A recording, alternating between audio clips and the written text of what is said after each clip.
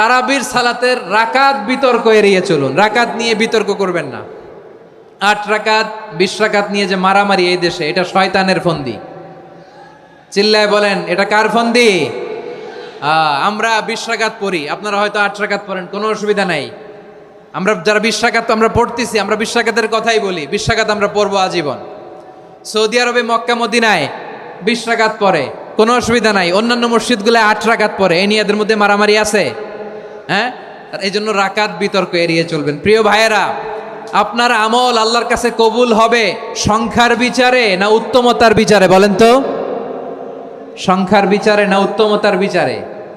উত্তমতার বিচারে। কত চমৎকার ভাবে আপনি আল্লাহর সামনে দাঁড়াতে পারছেন এটা বিবেচ্য। রুকু সেজদাগুলো সুন্দরভাবে করবেন, রুকু থেকে সোজা হয়ে দাঁড়ানো ওয়াজিব, 2 সেজদার মাঝখানে সোজা হয়ে বসা ওয়াজিব। এই তাদিলুল আরকান বাদ দিলে হানাফি মাযহাব মতে সৌ সেজদা দিতে হবে, অন্য মাযহাব মতে নামাজই হবে না, আপনার নামাজই হবে না। এই জন্য ধীরস্থির ভাবে তারাবির সালাত যেন আমরা আদায় করি। পারা যাবে তো ইনশাআল্লাহ?